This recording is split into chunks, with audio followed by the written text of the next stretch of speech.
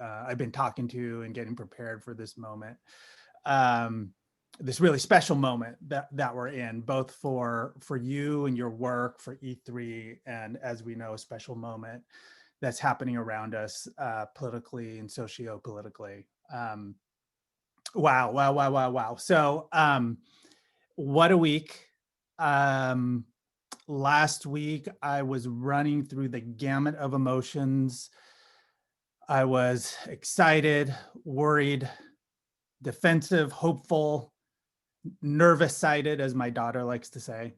Um, and I'm just wondering, how about you? What was going on emotionally for you last week? And how do you feel now? So I'd love for you to add to the chat. What were some of the emotions, the emotional roller coaster? Maybe you weren't having a roller coaster like me, but some of the emotions you felt last week, and then especially centering in your motion or motions that you are feeling right now. Where are you right now? And I'd love for you to add to the chat.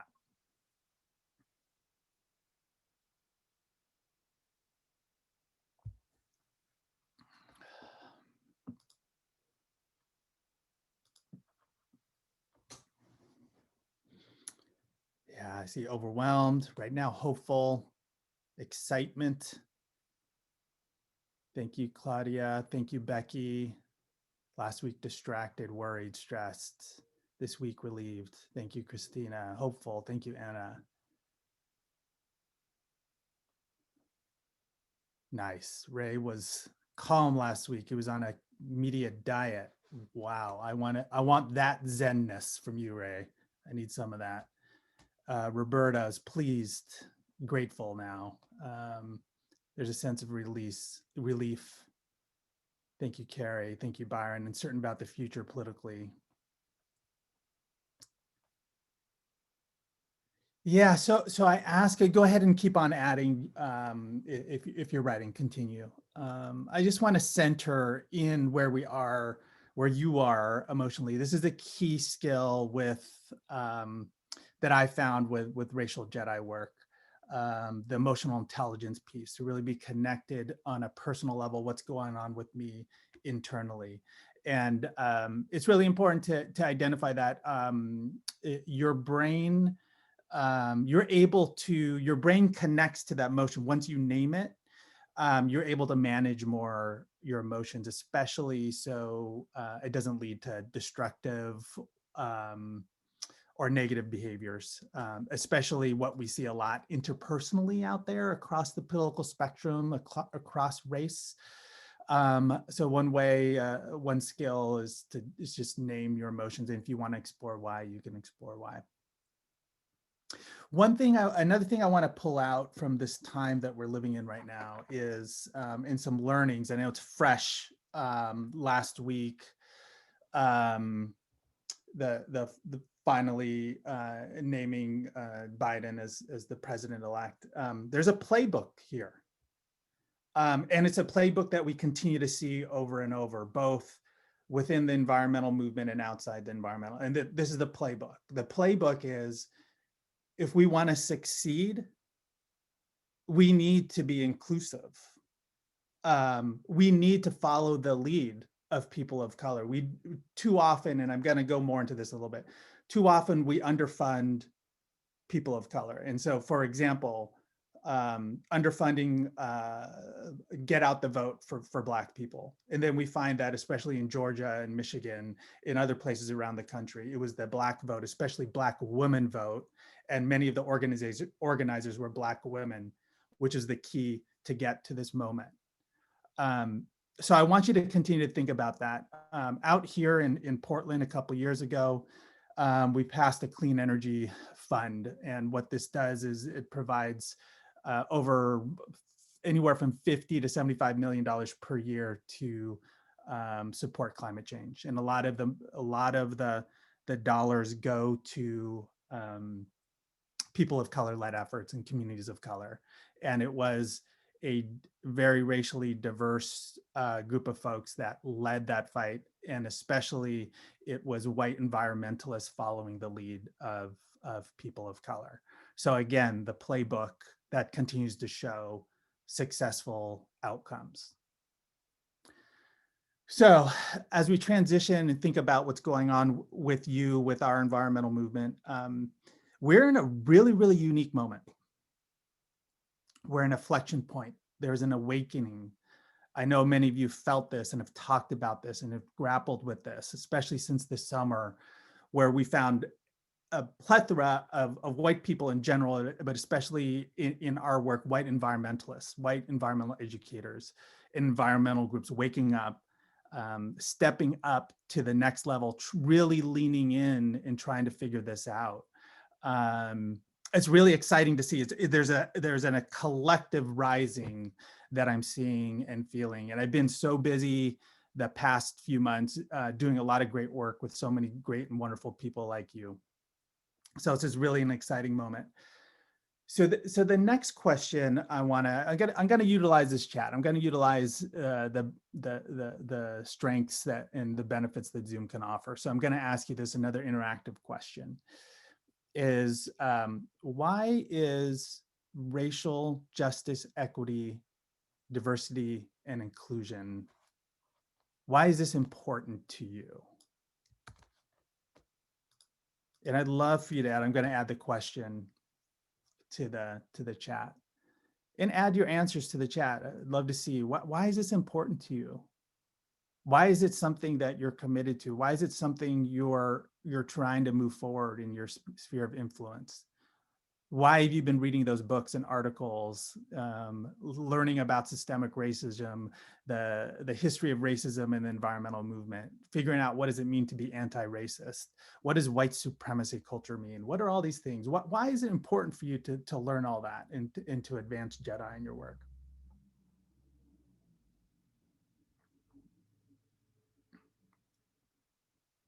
Go ahead and keep on adding. Add to the chat. I'd love to see what your thoughts are and your perspectives.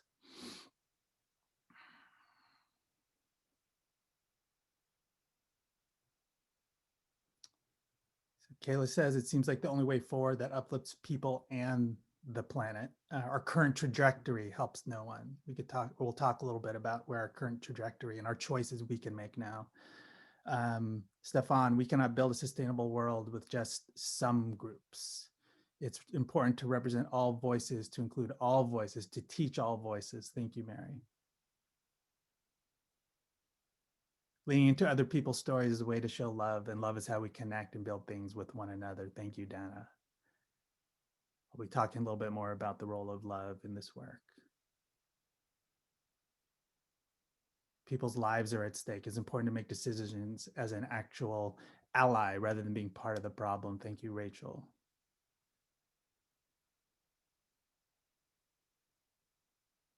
Yeah. Go ahead and keep on adding. I'd love to hear your thoughts or read your thoughts and read your voices. Yeah. Yeah, Derek says we literally cannot solve climate change within the white supremacy and patriarchy culture. It's true. It limits our success.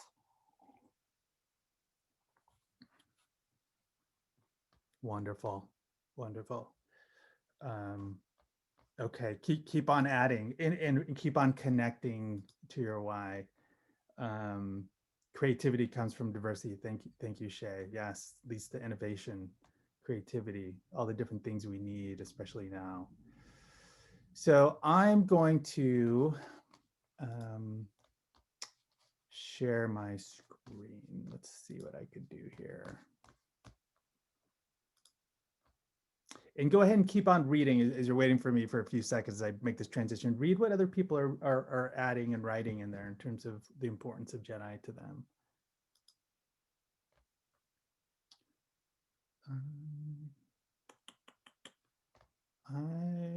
Let's see, something's going on here. Trying to share my screen. And I'm getting an interesting. You are a co-host, Marcelo.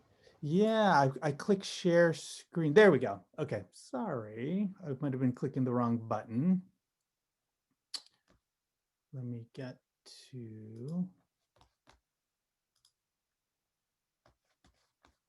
the fun transitions of Zoom. It looks good. Okay, looks good. Let me make it bigger. How about that? How's that looking? Yeah, the PowerPoint looks good. See it? For the Okay. PowerPoint. All right. So let me tell you a little bit about me and why I do this work and why Jedi work is really important to me and close and near and dear to my heart. So first of all, down the bottom left is a picture of Cesar Chavez. So I was born in Bakersfield, California, and it was at that time my mother and father, so my white father and my Filipino mother, were working in the farm worker labor movement. This is back, I'm half Filipino and half white. This is back in the day, early days of the farm worker labor movement, where Mexicans and Filipinos were coming together to strike. I was born in 1973, came home to our trailer, which was just about 2 or 3 trailers down from Cesar Chavez's home. So I would like to think that that through osmosis or something, I really absorbed some form of social and racial justice from one of our biggest heroes in advancing racial and social justice in our country. So maybe I did, maybe I didn't, but where I really got my influence was from my parents. So they were both working in the farm worker labor movement at that time. My dad marched in the civil rights movement. One of his close friends, a white priest, was murdered just days after my father was hanging out with him down in Alabama. My father came back to California to try and create some positive influence and positive change back in California. And he heard on the radio, he almost actually died because he got in a car accident. The car rolled into a ditch when he heard on the radio that his good friend was just murdered because he was protecting and marching with Black activists. So and my mother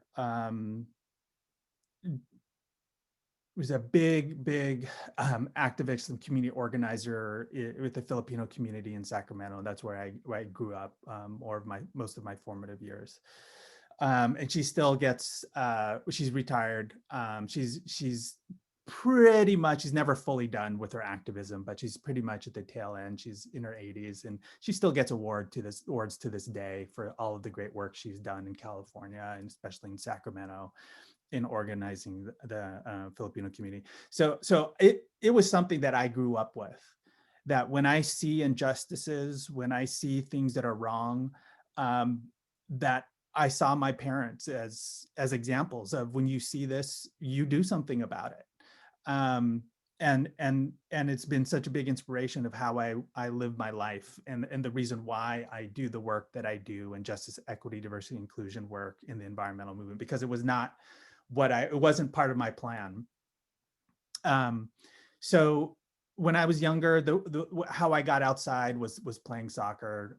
Diego Maradona, this is me growing up in the 80s, was one of my big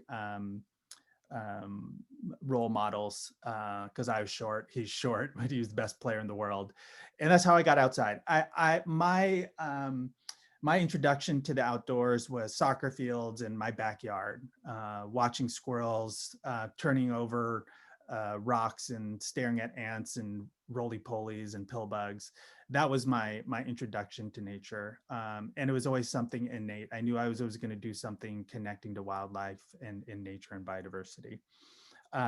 Another window into the natural world was Marty Stouffer's Wild America. This was back in the day when there was only like 4 or 5 channels, and I would go into my mom and dad's bedroom and get the old probably 10-inch, the other TV, the 10-inch with rabbit ears, and I had to hold it to try and make sure I could see. But the one show that was on always on Sundays was Marty Stouffer's Wild America. So that was another avenue of how I connected, especially to biodiversity and the different types of wildlife and habitats from around the world. Down in the middle here is one of the best dancers ever. Arguably, I'm willing to have that conversation with anybody. MC Hammer. So this is me going to high school, late 80s, in 90 and 91, and turning this mother out and can't touch this. Those were the jammy jams. And one thing I liked, there's a big influence in my life. And one thing I like to connect to is how dancing can connect to JEDI. So to hear me out on this. So first of all, when we dance, there's a diversity of styles, right? There's hip hop dance, there's ballet, there's ballroom dance, so many different types of diversity of dances. So there's different types of what. And then even if you're a hip hop dancer, I'm a hip hop dancer, how you do it is the execution, right? You could be beautifully coordinated or beautifully uncoordinated in the way you dance. And it takes years to master, right? It's not like, hey, I'm going to decide how to dance like MC Hammer right now. So I want to connect that to JEDI work. So with JEDI, there's a diversity of who we are and diversity of our identities as we come into this world, this work. There's a difference of how we execute. Some of us execute it, are really good at it. Some of us are bumbling. Most of us are bumbling and fumbling at it. And we got to think about how we do this work and how we're going to improve. And then it takes years to master. So just like dancing, just like JEDI work, it takes years to master. It's something that you think about. If you continue to practice, you'll continue to grow. All right, so a little bit about me. So two main reasons why I do this work, or what got me moving forward. There's so many reasons now, but really on a personal level, what really moved me forward in this work. One is that I was the only, in 2000, after I graduated with a master's in biology and environmental policy, because I needed the master's degree to actually get a job in the environmental movement. I was not getting a job, which is the bachelor's degree.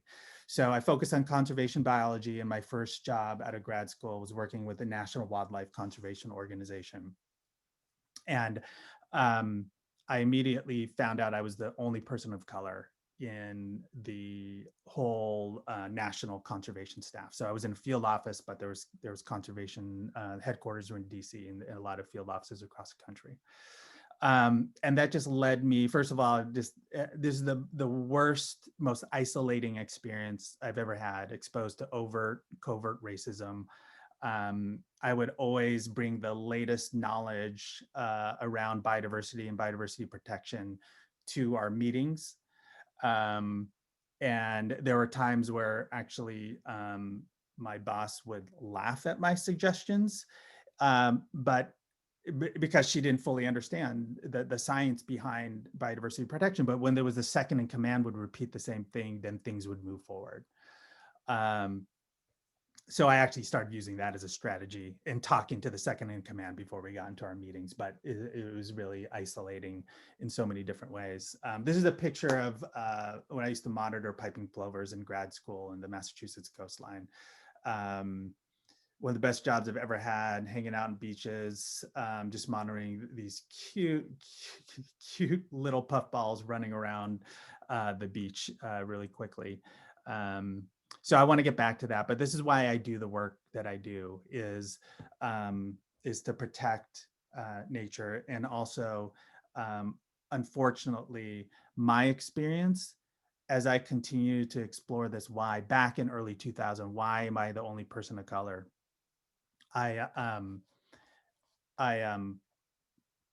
I would bump into people of color and white people from all walks of life in the environmental movement with the same question: why do we have such a lack of diversity in our movement?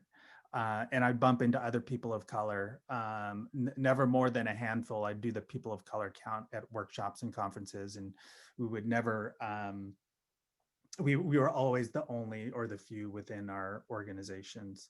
So, so one thing led to another, and it led me to start the Center for Diversity and Environment and create an Environmental Professionals of Color network. And I'll go into a little bit more. My experience, first of all, is not unique, was not unique then, and is still not unique now, unfortunately. And I'll talk a little bit more about that in a little bit. This is another reason why I do this work. My daughters, Kyra and Stella. So if you look in the middle picture, Kyra is my oldest. She's now a senior in high school in the very left, in the beach picture. And the very right is my younger daughter, Stella, who's now a freshman in high school. And when I started this work, when I had this experience at this National Wildlife Conservation Organization, they were just being born. And when they were born, it really opened up a whole nother world into what is my role, what do I do to support them in their growth, in their trajectory.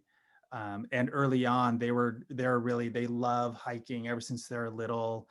They really caught on to all the things that a green dad was trying to teach, like turn the water faucet off, turn off the lights. They would remind me about these things. So it really, when they were younger, it really hit home to me like, oh my gosh, what if they decide to have a career in the environmental movement?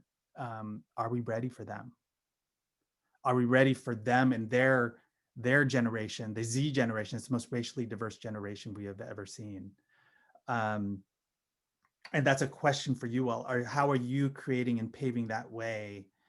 How are you tending to the soil now? So we're setting up this next generation for success. And I want to share a couple things of how this is playing out now that they're older.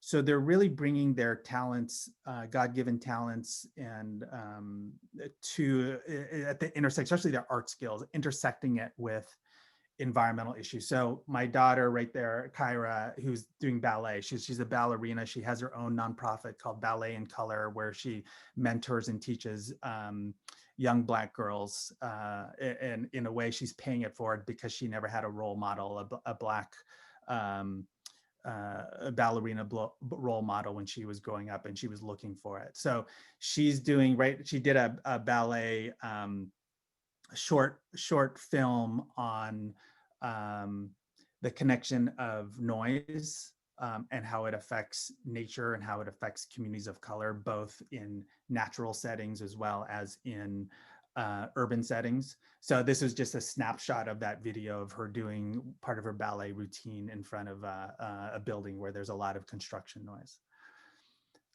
My daughter, Stella, the youngest one, she's, this is her first attempt at drawing a bird, FYI. So she is this crazy skills of, she's a self-taught artist. She loves doing portraits, so headshots. And she has her own YouTube channel just showing her drawing that displays a lot of her drawings. And we had this opportunity for both of them. We started to write a couple blog posts for the Cornell Lab of Ornithology around noise and the connection to how it affects birds in communities of color. And so Stella just decided to draw this bird. I think it's American robin for the blog post. So they're learning how to bring their different strengths and gifts to the environmental movement. And we're seeing that more and more with these younger generations and how they intersect. And you all know, you work with a lot of them and how they intersect their gifts. They see more of the intersection of things versus compartmentalized. So it's a beautiful thing to see that. So that's one of the main reasons why I do this work is for my daughters. One of the biggest things why I do this, continue to do JEDI work too, is just I really want to just go back to monitoring piping plovers and hanging out with wildlife, but I know we can't successfully do that. We can't successfully protect endangered species. We can't protect these beautiful places around us until we get JEDI right. And the promise of JEDI is a more successful movement. I think Derek mentioned the patriarchy and the white supremacy culture of our movement is keeping us back. it's providing, it's also giving us this false level of success.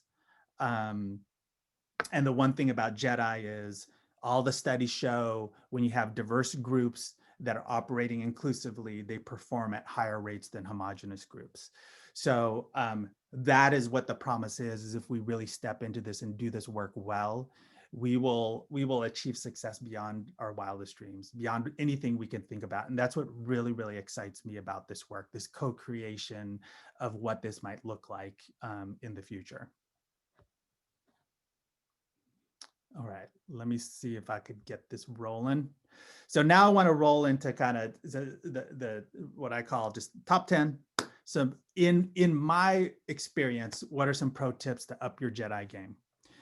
So let's get rolling. Hopefully you can hear this.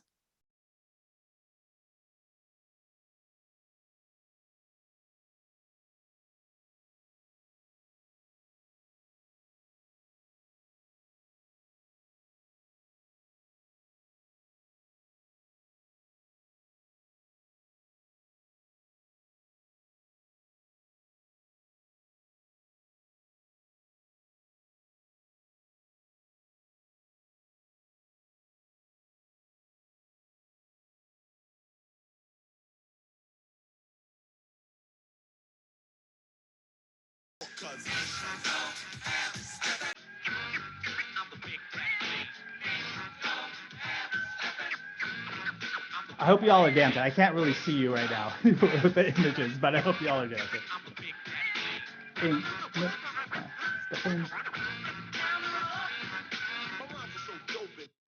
All right.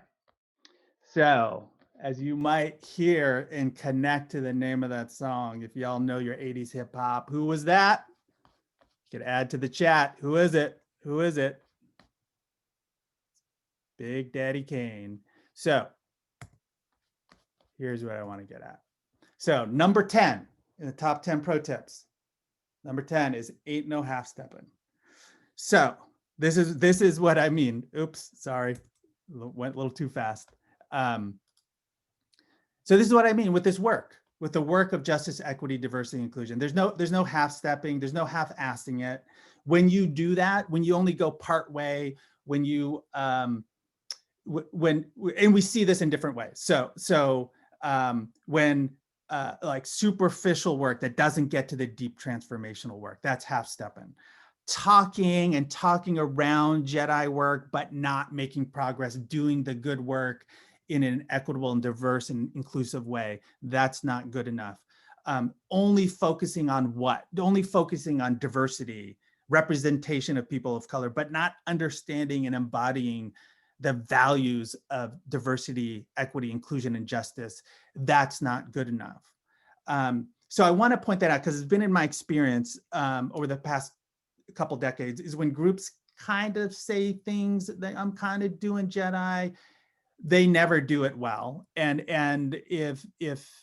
I'll make the argument, they actually do it worse. They make things worse than if they actually just didn't do anything. So it's either, I think there's only two choices, either don't do it at all or be all in. So what I want to get to the all in, what does the all in look like? I'll get to that when I get through 1 through 9. All right. So number 9, be the donut hole. Don't be the donut, be the donut hole. This is what I mean. Each of you on the individual level are the key to change. So when I was at the Center for Diversity in the Environment, still today, my approach to change, especially trying to change institutional challenges and systemic challenges, if we want to transform the movement, we want to transform and address systemic racism, we have to transform ourselves first. So for example, if you want an organization or you want a movement that's a 10 out of 1 through 10, 10 meaning being high flying on justice, equity, diversity, inclusion work, you have to have an organization made up of 10 individuals, number 10 rated individuals. If your organization is made up of 2s, 3s, 4s, The best you can do is really the lowest common denominator. The best you can do as an organization is a 2, and maybe some transitioning and doing some work at the 3 or 4, but the best you could do is a 2. Maybe you could argue a 4. So the key to change is you in your work. And it's also one of the most empowering things for me that I found in JEDI work is when I get frustrated, I start pointing fingers like that organization, that leader, what's their problem? They say they're doing it. They're not doing it good enough. I have to remind myself 2 things. One is we are all privy and complicit to the system that we are working in. So, but when I point my fingers at people, I got to remind myself, I got to point it back at myself. And when I point it back at myself, then that's where the empowerment comes from. I know that there are things just by choice I could start doing differently, and I could start improving, and I could start growing. I might make mistakes, but I'll learn from them and I'll continue to grow. And I'm in this for the long game. So the personal, each of you are key to change. So I wanted you to continue to think about that. Even if we think about, we're trying to change systems, we're trying to change society, that could be really frustrating and intractable. Focus on yourself. Next, establish your why. Oftentimes, Simon Sinek he didn't actually create this. This is just a concept that's always been out there. He's been able to capture this. He calls this the golden circle, where lots of times people, businesses, organizations start with what. And you know this. You go to a networking event. One of the most common things people say?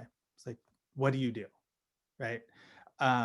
And you talk about what the organization does, what you do.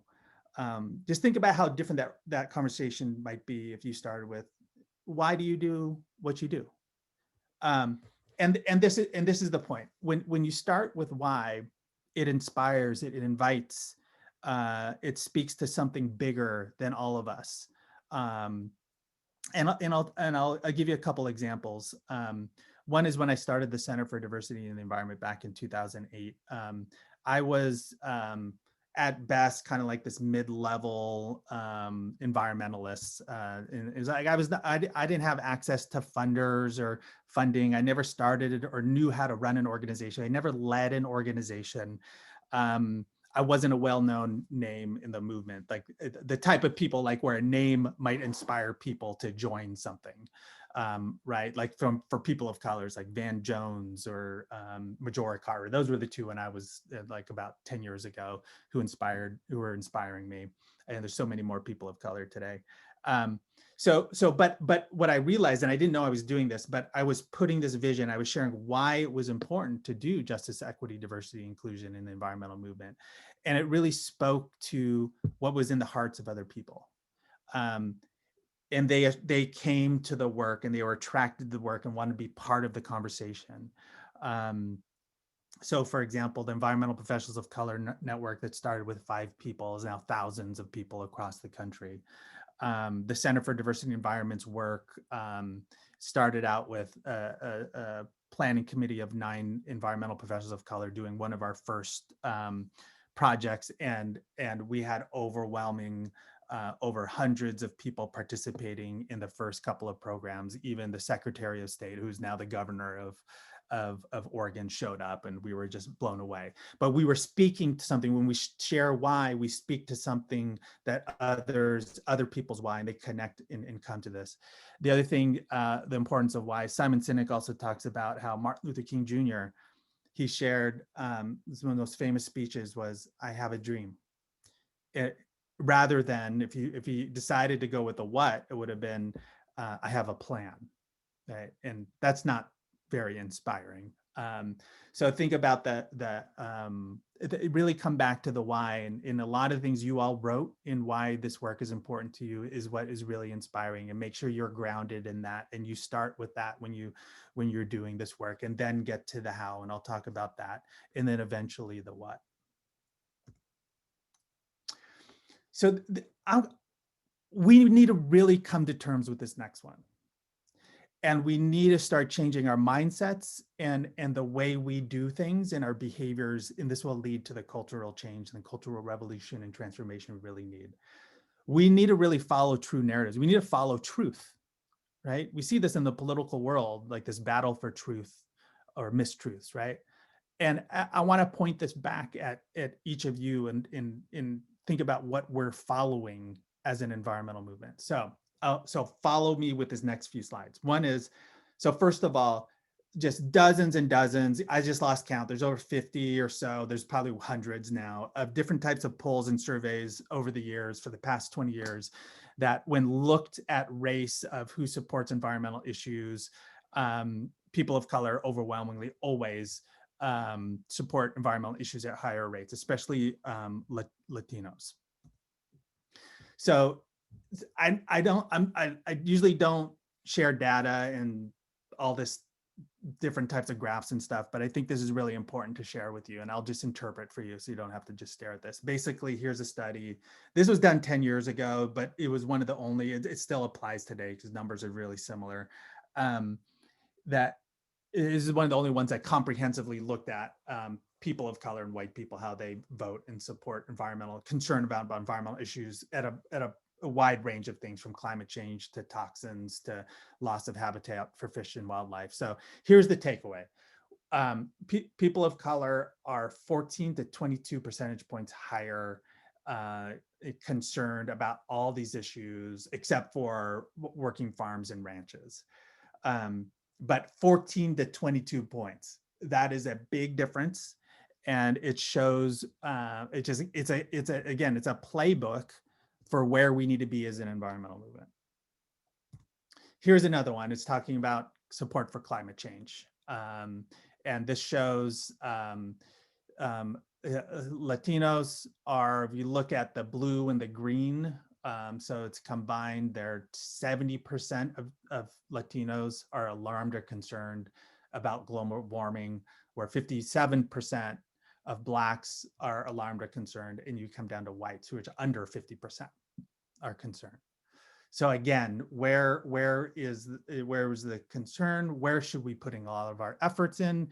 Who should we be following? Who should be leading us? Right. This is what it's telling us. I want to share this one.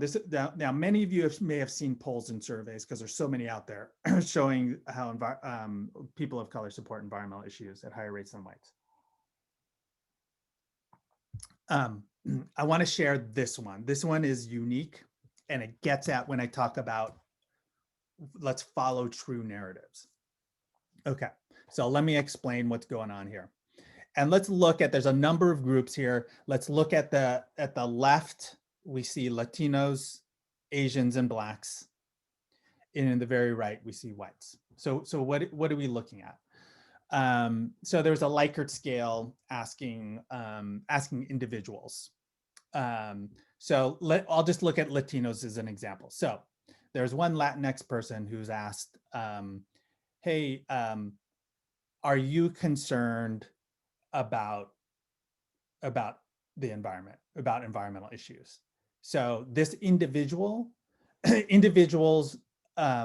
the green represents what individuals answered. So an individual Latinx person said, yes, I'm concerned. So the highest, when individual Latinx folks are asked, they're the highest out of anybody in any of the groups in terms of their concern. Now, when a Latinx or any individual asks, hey, what do you think Latinos as a whole, do you believe they're concerned for the environment? And it's way lower. So the red is the public perception. So it's all of us who believe Latinos, are they concerned? And there is a huge gap between what we as a whole, as people, believe in what Latinos are concerned, whereas where the truth, the reported concern is way higher. There's a huge gap. So we're underestimating people of color's concern for the environment. So you see these different gaps. So you see Latinos, and then you'll see Asians and Blacks. Again, same pattern, right? Public perception is lower than the actually reported concern. And I also want to let you know, just this is actually a reflection of the socialization and the system we follow. So for example, again, I'll come back to the Latinos. an individual, even Latino, would say, I'm concerned, but I don't believe my Latino community is as concerned as I am. Asian, same thing. And I'm Asian, I'm biracial. I would answer generally, this is the pattern. I'm concerned about the environment, but as a whole, Asians, I don't think they're as concerned, right? So even people within their own community, we're underestimating the power and the concern for the environment. If you look at whites on the very right, they're actually the only group out of all of these that's the opposite. We overestimate their concern. I know it's like it's a slight variance. It's much smaller gap, but we still overestimate their concern for the environment. And so what happens, as you all know, is then whiteness gets centered in environmentalism. And that's showing us right now the very problem that's happening in this movement. We have this flipped. We give all this resources and attention to white people and center them and their needs in this work. And then we see leadership of a lot of environmental groups are white people, and then we see people of color, if there are people of color in the environmental group, at the lower parts of the hierarchy, mid-level to lower level of the staff. And in fact, we should have it flipped, right? We should be following people of color. We should be following their lead. We should be centering their voice. And the way I look at this is just like, it's like we're benching Michael Jordan and expecting a championship, right? How far and how successful can you be following the same narrative, the old, actually untruthful narrative that we've been following? So something to think about. So this leads me to number 6. So centering people of color. What does this look like? So hear me out on this kind of parallel here. So if you think about Yellowstone, before wolves were introduced, okay, the ecosystem was out of whack. It was suffering. It was destabilized. Once wolves were reintroduced, the keystone species stabilized the whole ecosystem. And now there's harmony. I'm going to make that same parallel for our environmental movement, our environmental organizations. People of color are the wolves, right? Place the wolves, follow their lead, follow their guidance, place the wolves in Yellowstone, place people of color, center them and their experiences, and operate your organizations in inclusive ways, center them in your work. One thing I wanted to share is that in a recent report I wrote called Transforming a Movement, how funders can support DEI capacity building in environmental organizations, can support effective. It's basically a report on the state of diversity, equity, inclusion in the environmental movement. And I, in addition to funders, I interviewed over 40 staff of color and about 24 DEI point people, the people who are supporting and guiding and leading the efforts within their organizations. And this is what I found. I found 86% of people of color in these groups that are actually doing something around DEI capacity building are still having exclusive experiences. Let me say that again. Almost 9 of every 10 people of color in environmental groups that are doing DEI capacity building are still having exclusive experiences. So doing the DEI work is not good enough. You have to do it well and you have to do it effectively. And we need to center, there's still too many efforts that continue to center whiteness and white leadership in even guiding the very work that you're trying to support. You're not including well enough people of color in those efforts. Okay, I don't know what happened to I don't know if you're seeing the same thing. Okay, something happened on my end in terms of what I'm seeing. We're on false belief. False belief. Okay. Yeah, it went backwards. Okay, let me see what's going on. Okay. All right. So this leads me to number 5. What I hear a lot and this has happened so many times, especially over the last 2 months with so many different groups, is often comes with groups who are individuals who are just got woke or or trying to figure out how to get to the next level. And they're like, what do? We got to do something. So, there's that term out there, silence is white violence. And sure, I understand where that's coming from. And I want to share that I get really worried and concerned when I see, especially someone at the beginning stages of this work is trying to take action, where it like big action, like I want to work with communities of color, I want to partner with them, I want to go, do this or that with people of color. But I want you to take a step back, because action doesn't guarantee progress. And oftentimes, if you're not ready to take certain actions, you can actually make things worse. So action could lead to effectiveness, it could lead to ineffectiveness. So I want to change this and plant this seed with you. I want each of you, because when I start exploring this with groups and individuals who are like, hey, I want to take action, what I find is what they want is they want to make progress.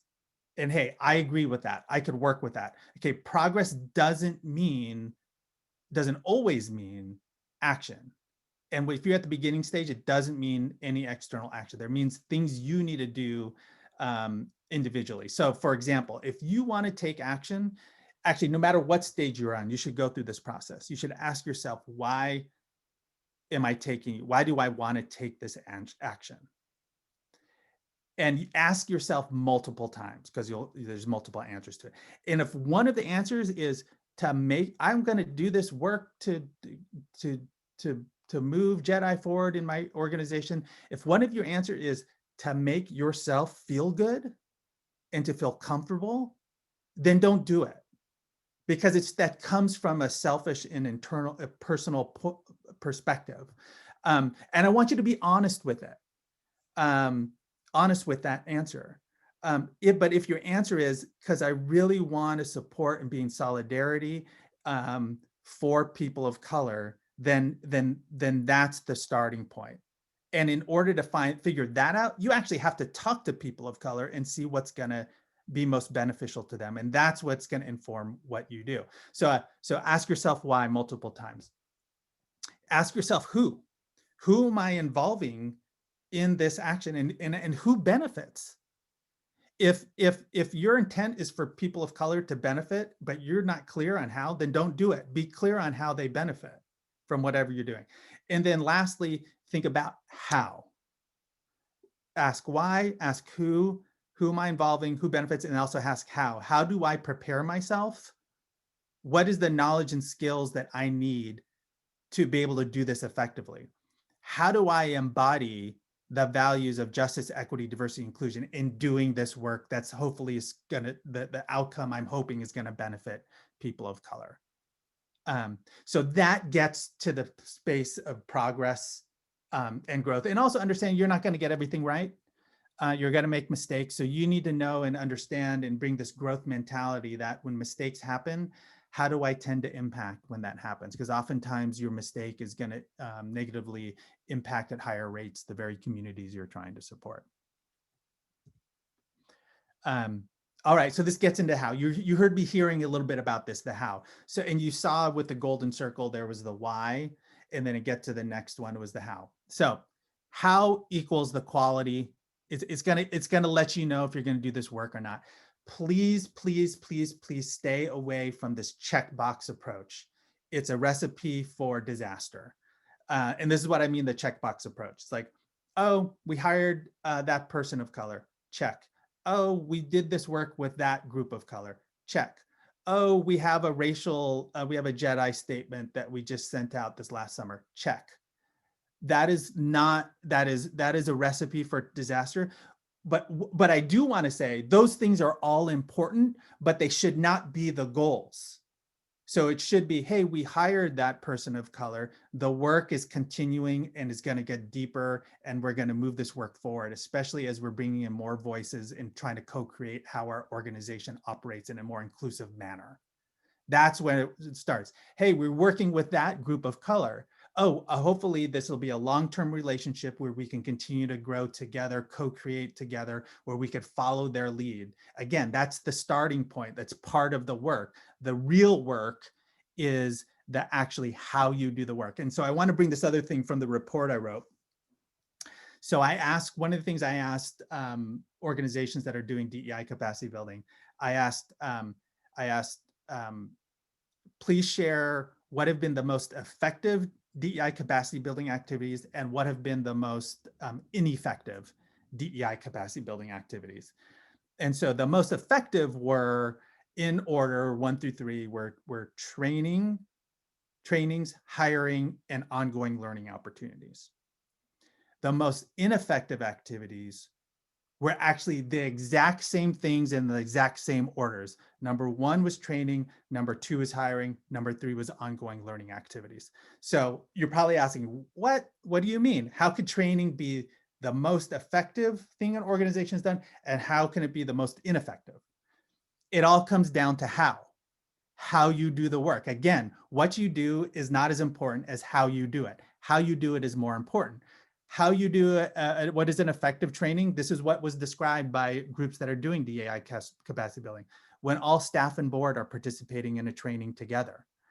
When you're addressing systemic and institutional racism and addressing racial equity, that was effective. Ineffective approaches were when trainers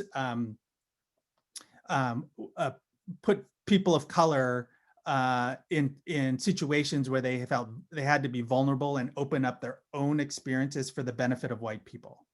That was an example of not doing it well. One-off training, so just like, hey, we did this training, check, we're done, was ineffective. So again, how you do the work is more important than what you do. So really focus that. And I also want to emphasize, and this is the tough work. I work with lots of JEDI teams and so many different organizations, and this is always my focus with them. And it's a work in progress. This is where a lot of growth happens, is in the work of doing JEDI. So as we create a JEDI statement, we start creating JEDI approaches within our programming. Even how we operate as a JEDI team, what does it mean to operate with inclusive values, equitable values, just values? What does it mean to embody that? And I just want to point out, we live in a culture that really overtly or covertly reinforces and values the opposite. So we reinforce, for example, a meeting. We talk about culture, meetings.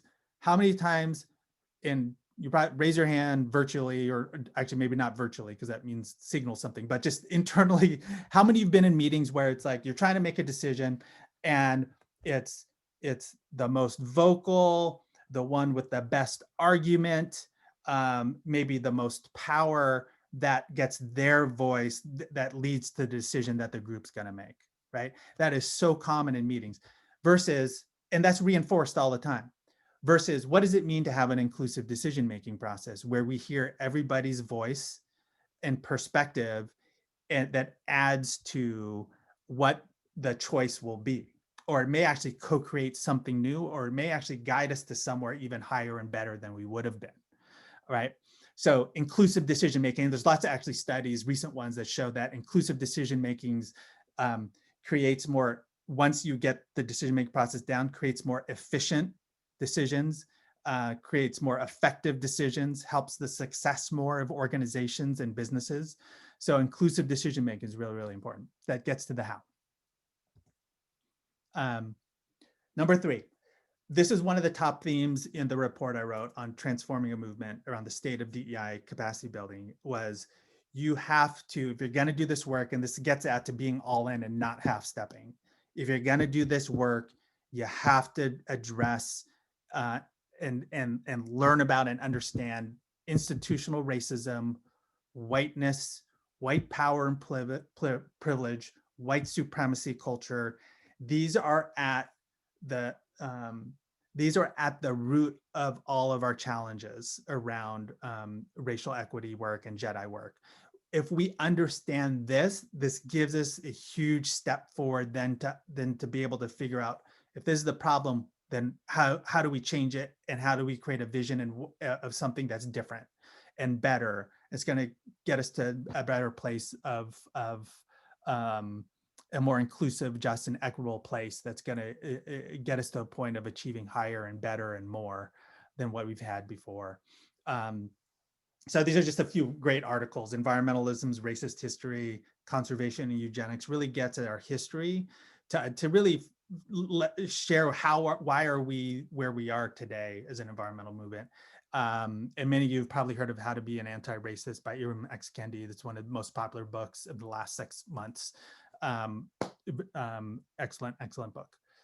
So another theme that came from my report of how to do this work is transformation. Okay, if we want to address systemic institutional racism, we want to address whiteness, white supremacy culture. Okay, we're learning about it. We understand that. Okay, now what?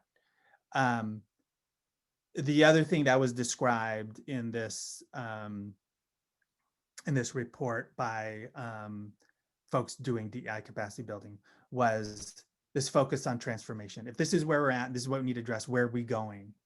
So how do we create an anti-racist organization? How do we create a racially equitable organization? What is that vision? What are we transforming into? And then also understanding if you're doing this work, you actually need to support the work with a change management process at your organization. And you need to support, for example, grieving, the grief process. Some of you may have experienced this in the movement in your organization of even moving forward. There's a lot of defensiveness. There's a lot of, or no, I shouldn't say a lot. There are some people who are defensive. It's pushing against their comfort level. It's pushing against the narrative of what they understand as environmentalism, and that old narrative of that environmentalism is for white people. And when you talk about people of color, it means you're doing social justice. And I can't see social justice engaging in environmental work. So I'm going to separate them and say, we're not doing the work. So how do you address those things as you transform? Because actually JEDI work is mission enhancement. It's not mission drift, which a lot of pushback and misperceptions are. It's actually mission enhancement. It creates a better organization. It's going to get us to that next level that we're hoping for. So transformation, focus on that. All right, let's see where we are now.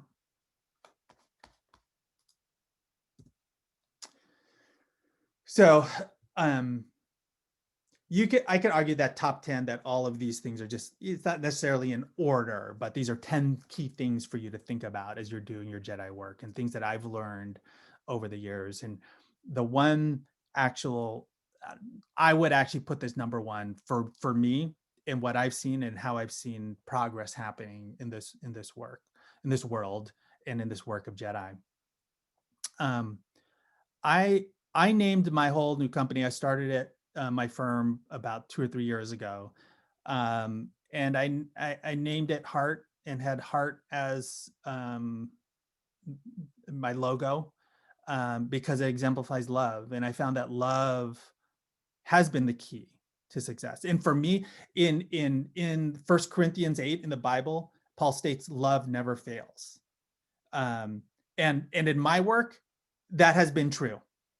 Anytime and love can be an emotion and an action, and you can be intentional about it. And every time I brought love to this work, especially times where I was hitting a wall and I wasn't moving forward, it's actually led to progress for me. So it's worked 100% of the time for me, love. And if some of you may think like, okay, that's the software, it's mushy gushy work. It's also the practical way of moving forward. It's the tough thing to do. Martin Luther King Jr., and I've been doing a lot of reading of his in the last 6 months. He says, hate cannot drive out hate. Only love can do that. Only love can do that. Even with loving our enemies, loving the people that we feel don't deserve my love. And I get there all the time, but I have to remind myself, and Martin Luther King Jr. talks about this type of love called agape love. It's loving your enemy. It's loving your opponent. And I want to get at the crux of, okay, what does that mean to love your opponent? Because it can be really, really hard. In the essence of it, and the way Martin Luther King Jr. talks about it in this great book called Strength to Love, which I highly recommend. It's been my favorite book over the last 6 months. He talks about it is simply seeing each other's humanity. And it gets to this premise, if I want others to see my humanity, if I want others to see other people's humanity, I have to see theirs too. So we really must embody what we want to see in this world. And what I found with JEDI work is that when you embody the work, it goes so much further. When you start practicing it, it goes so much further than just talking about it and telling people how good it is. It's actually embodying it. My youngest daughter used to talk about, and when I talk about this stuff with her, she talks about love as being the heart's work and the hard work. So the hard work is the hard work. And I also want to engage and connect to that. It's the hard work.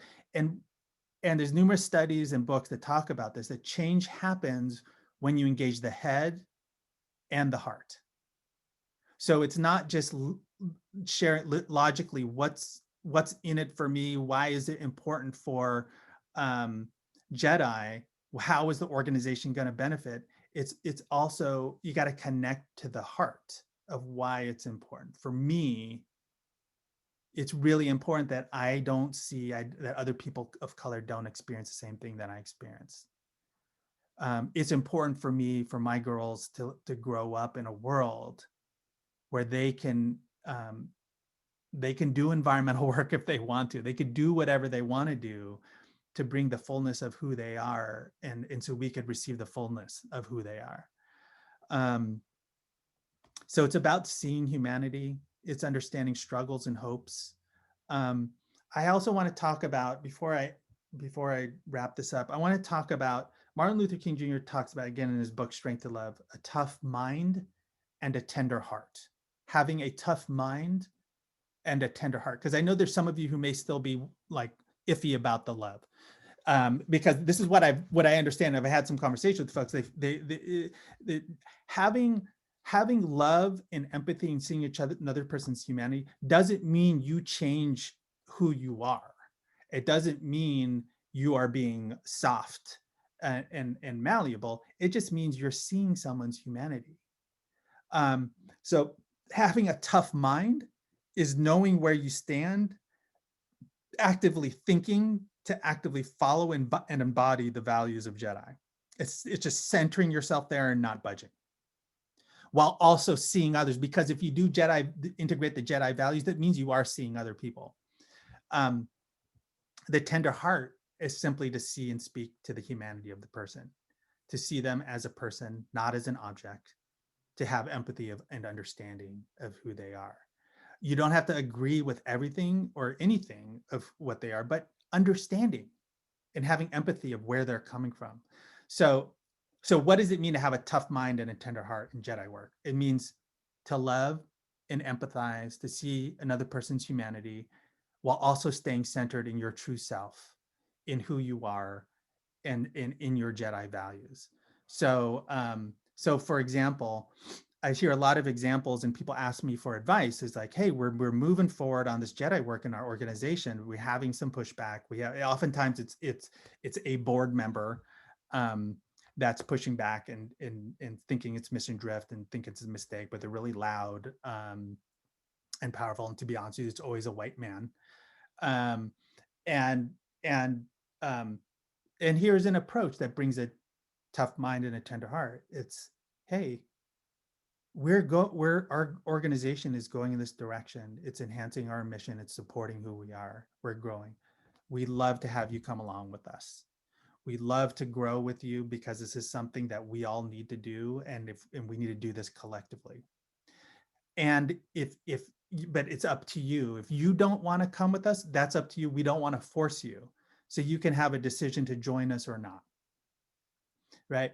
And by doing it that way, you're actually embodying those JEDI values, I'm including you, but I'm not forcing you. You have your own thoughts and ideas of where you want to go. So there have been examples that I've worked with organizations I've heard where there have been some individuals who have stepped into the work with everybody else. And there's some people who have decided not to stay with the organization and to move somewhere else.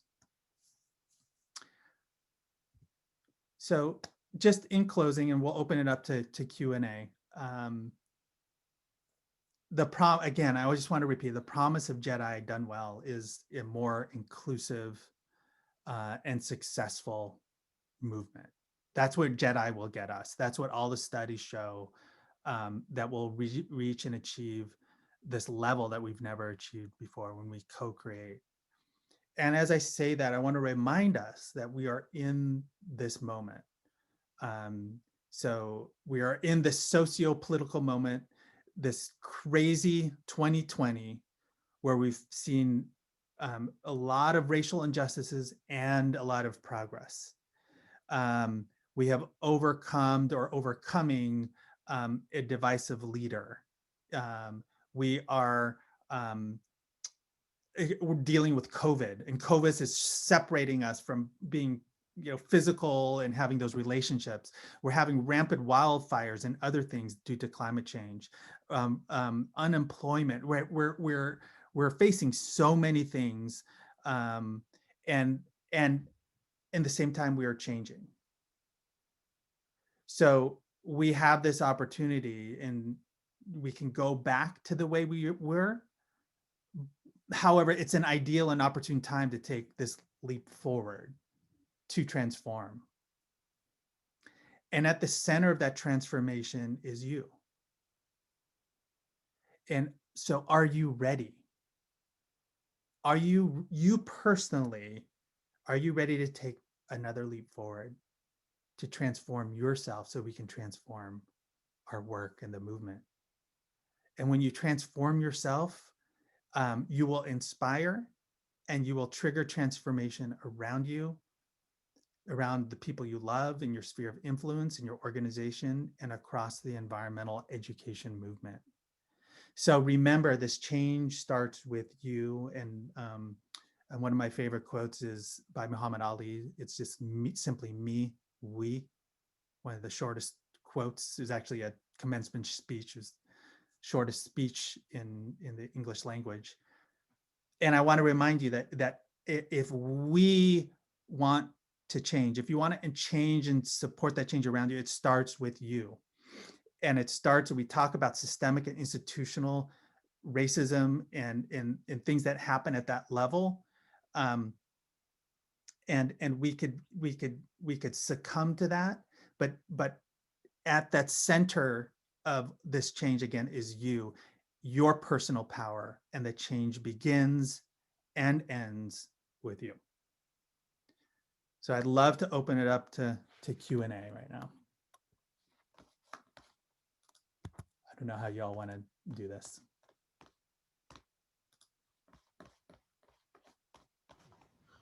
Can you see the Q&A section, Marcelo? Let me get to it. Yes, I do. So go ahead and I see no open questions. So go ahead and add any questions in there, and I'll see if I could address them.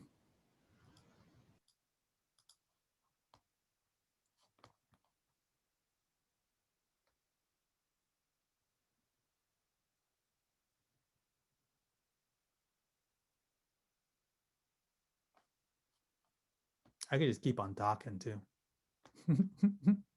But what do you want to hear more about? What questions do you have? Are you intrigued about other things? Do you want me to go deeper in other areas? Here they come. Okay, here they come. Here's an easy one. Roberta McFarland asks, can you share the name of the book you recommended by MLK? It's called Strength to Love. People who've read the book, like reviews, people have said it's transformed them. And I could argue that for myself. It's exactly what I needed from a social justice perspective, as well as from my faith of being a Christian, is exactly what I needed to hear and read in this day and time. Okay.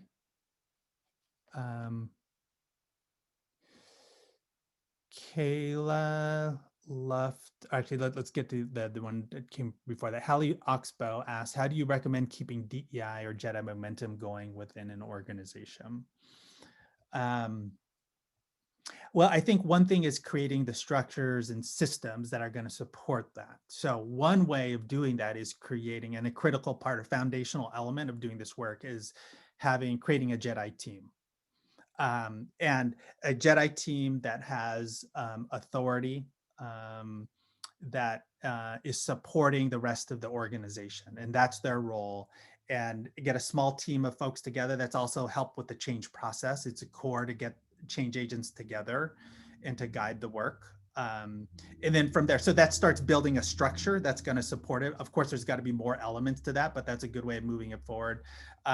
Another simple way of creating a structure is like in meetings, staff meetings or team meetings, always have a part of the agenda that you're always going to talk about JEDI issues, whether it's externally in your programming or internally, or it's someone's presenting a short something to learn. That's one way to do that. And there's a couple of there's a change process called John Cotter's 8-step process to change, which brings in some core elements. And I named some of them, like gathering a strong team. It'll name some other things in there that might be helpful for you and continue to move the work forward. All right, let's get to the next question by Kayla Luft. And they asked, what would you say is the biggest misstep organizations take when trying to begin JEDI work? I'll tell you some rookie mistakes. I don't know if it's the biggest, because whatever they do and it becomes a big mistake, then that becomes the biggest misstep. One is jumping into the what without fully preparing. So this is a big problem, especially for liberals. Especially white liberals think they have it, think they got it, but just because it's part of their values. Hey, I support racial equity. Hey, I voted for Biden. I voted for Obama. Hey, I do it. But thinking it and then embodying it are two different things. And creating and leading and supporting an organization that has systems and structures that's going to support it is a different thing. So groups that jump into the what. So for example, like hiring a person of color and they don't have any people of color, or adding that first board member of color, or trying to work with a community of color in their partnering without doing the work necessary to do that effectively. Like for example, if you hire a person of color, they're the first person of color, you got to create you got to work on your inclusive culture if you want if you want to set them up for success. If you're doing nothing, you're setting them up for failure. You're setting your organization up for failure. So you have to be working on creating inclusion, and part of that begins with the current staff and board doing some deep immersive training. And what I do is, pre-COVID, it was 2-day trainings in a retreat center in space. And there's a little bit different. I could do something like that now on Zoom, but it's going to be different. So jumping into the what, not thinking about how or why you're doing it, is often leads to missteps. Oh gosh, I would say that actually that's the most common for groups at the beginning stages, and it comes from that arrogance or that cockiness that you got it. So I would say another thing that gets in the way is ego.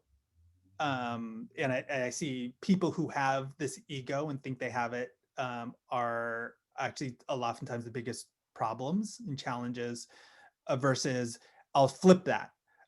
One of the most successful, even at the beginning stages, elements of individuals taking this work to the next level, and especially leaders, is being vulnerable, humble, being inclusive, supporting and following JEDI leadership where it is, and it's often not at the top of an organization. It's often your JEDI leaders and change agents are often mid or lower level in your organization. So those are some of my steps. There's a lot more out there, but those are some of them. Let's see. Let's get to this next question. Anonymous How can you maintain patience as a person of color doing this work and familiar with it from a different level and perspective? Sometimes I feel myself losing momentum or patience waiting for scaffolding to happen. Yeah, it's you're naming one of the biggest challenges for people of color. And one thing I want to recommend for this person asking and all people of color and anybody and all of us who are doing this work is to really include self-care and create a culture that supports and values that. Right now, I am leading a retreat, co-created a self-care retreat for JEDI managers and point people within environmental groups from across the country. So there's 40 of them. And especially people of color trying to hold that space for the organizations and for white people has been really extremely difficult, while also holding all of, especially Black people, especially holding all that's going on in our society around racism and systemic racism. So I want to emphasize the importance of self-care in this work, pacing yourself. And you have choices to be around. And this is a lot of coaching that I give to people of color who might be getting frustrated in their organizations and maybe thinking of leaving. My advice is this group aligned in where you want and what you're hoping for in this world? Is there progress? Are you seeing change? Are they doing it in an effective way? Or are there better opportunities elsewhere where they really align with your values? And when you align and connect to where that is, that's going to benefit you and it's going to benefit the rest of us. So there's no easy answer with that one. I would say continue to ask that question, have those conversations, make sure you take care of yourself and you pace yourself through this work. All right. Gosh, okay, so many questions popping up. Wow. Okay, here's a tough one. So anonymous Tandy asks, do you have advice on how to find empathy and understanding for a person who is being racist, homophobic, misogynist, and they might not see it that way? Yeah, first of all, it all depends. It all depends on, I think there's always an opportunity to bring empathy and understanding and love for anybody, no matter what type of relationship you have with them. Whether it's someone you just met or it's someone who's like a close friend or even family member. First of all, I would say, just connected to the previous question, choose your battles. You're going to pace yourself. If like me, if I see I see someone who is saying things to be heard rather than saying things to engage in a conversation, like they just want to force their opinion on you and they don't really want a conversation. The way I choose my battles is I just ignore it. It's not going to be worth my time and energy. However, if I see someone who is maybe ignorant, they don't understand that what they're doing. This is someone maybe I know or have a relationship with. One skill I've brought into this work has really been key to this work is curiosity. And part of empathizing is just asking questions. Can you repeat what you said? Why are you calling a whole group of people that? Where's that coming from? Why do you think that way? Sometimes oftentimes when I'm triggered, and I get triggered a lot because I have my justice muscles continually flexing. I got to take a step back because sometimes actually I might misinterpret something because it's really triggering, kind of like, oh, this is a racist comment or something like that. And maybe it's not fully there, or maybe it was meant a different way. So asking questions are a way to kind of diffuse my judgment muscle and also enter in a conversation that invites rather than pushes away. So when I judge, I make comment and I name and label someone, and it could put them in a defensive place. But when I ask questions, it can invite them to the conversation. And sometimes, like a lot of times when I ask questions, they catch themselves. They're like, oh yeah, oh yeah, maybe I shouldn't have said it that way. Oh my gosh, that sounded really bad. I didn't mean it that way. And maybe I should change my language or something like that. So bring in curiosity. But you're naming something that's really hard, anonymous attendee. Do you have advice on how to find empathy and understanding for a person who's being racist, homophobic, or misogynistic, and it's really pushing it up against your values? This is where the practice comes in. And I think this is part of your own work and your own self-exploration. How do I get triggered? Am I triggered? Is it good to be a part of a conversation when I'm triggered? Me and my wife have a agreement that if it looks like, you know, we're having an argument and it's getting worse and worse, and one of us just leaves the room, we understand, we've talked about it. We understand that one of us, the one person who left the room is triggered, and the best thing for both of us is to just separate. We'll come back to the conversation later, but the best thing to do is to separate at that point. So there are things you may learn about yourself and how to manage in these situations, but I think it's a dance for you. It's something for you internally, to opportunity for you to learn about yourself. There's no right or wrong answer. All right, let me see. Ray asked, can you discuss your thoughts on reparations? Yes. If we really want to get into racial equity and be anti-racist, racial equity is, in my definition, how I look at it, is first of all, addressing systemic racism. Systemic racism over and over time continues shows disadvantages for people of color. So you see it over time. It's not a one-off, and you see it consistently across regions, across areas, right? Systemic racism. So if this is something that has happened over time, and you can think about the experience of African Americans over time, different types of, so you can think about it in terms of wealth. Over time, wealth opportunities have been taken away from African Americans. So then meanwhile, white people over time, their wealth has compounded over time. So the idea for me of reparations, we could think about a wealth, we could think about a different types of opportunities, is overcompensating, and it'll lead to, it'll look like inequality, some people may say, but it means overcompensating. So giving more money, more opportunities than everybody else, giving more opportunities for people of color, giving more opportunities for Black people and Native Americans who have had so many things happen to them in this country. And meanwhile, white people, you intentionally don't get those benefits. And you may actually get worse, because that money may be coming from you that's going towards Black people, it's going towards Native Americans, because we're trying to balance something. So I would say reparations is something important to understand. It doesn't feel right or good to a lot of people, but understanding the concept really will start getting towards equity. And I think if reparations happen, I think there needs to be this reparations and reconciliation. There's some type of relationship between those two that makes the process more effective.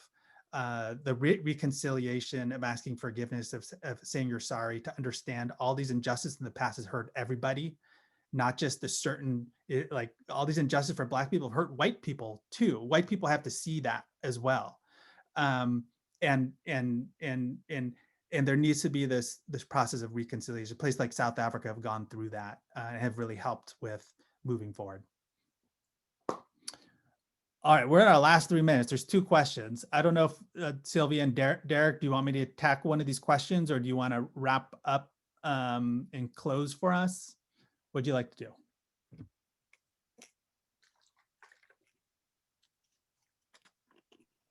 Yeah, if you have a quick answer to, if you want to just touch on them. I know that questions are all super deep, and it'd be easy to spend a long time on, but if you have at least a quick answer, then we can move to the wrap up. Okay, let me do a quick answer on these 2. Can you address bringing in outside experts to lead change versus building the change from within the organization? Both and. Bring in an outside expert because you need someone that's going to guide you. You may be an organization, again, of 1 to 10. You may be an organization made up of 4s or 5s. if that's the case, it's like the blind leading the blind. Like, how do you get to a 10? How could a 5 get you to a 10, right? So you need an outside expert, but you need an outside expert that's going to have this approach that's supporting your change and building the change within. And that's my approach. I support you from behind. You do the work. You might make mistakes. We'll talk about it. We'll improve. We'll move forward. Okay, so that's that answer. Shay Scribner said, your daughters' art and leadership are so gorgeous to see. The little kiss emoji or kiss symbol. What recommendations do you have? Specific tools, methods, things to avoid for environmental education to support youth in their creative endeavors, particularly in the COVID-safe remote style we're working in these days? I mean, the first thing is really engaging and understanding what are their strengths, what are they excited about, and seeing that if there's a match, how can you be creative as being the educator and being able to provide these opportunities where it's like, oh, you love to draw. What do you think of connecting that with this opportunity? This is what happened with my youngest daughter. Is like, she loves to draw. She's never done birds before. And he said, hey, your oldest daughter's writing this blog post. And she's talking about birds. Do you want to draw a bird? It would be wonderful. And we encouraged her, and she got a little hesitant because she's never done it before. But it's kind of like, that's the creativity you can have as the educator, is really trying to connect and combine and seeing what the strengths and what the youth are excited about, and kind of be that matchmaker and connect them to opportunities. All right, I'm done, Derek. Marcelo, that was incredible sharing and resources and deeply felt as well. So thank you so much for coming and sharing your words with us and with the community. You are so welcome. It's been such a pleasure. I wish I was there in person with you. The one thing I was really missing as I was doing is seeing you physically and your reactions. So I appreciate the way you engaged, all of you, the way you engaged through the chat and the way you were able to respond and ask questions. So thank you so much. It's a pleasure to be in this role and supporting you all in this journey.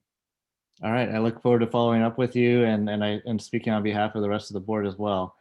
So thanks again, Marcelo, and for the rest of the folks, we'll be back at 4 p.m. on the other channels for folks that are involved in the regional networking, and then the rest of the conference will be happening. But thank you so much, everyone, for showing up, and we'll see you later. Thank you, everybody.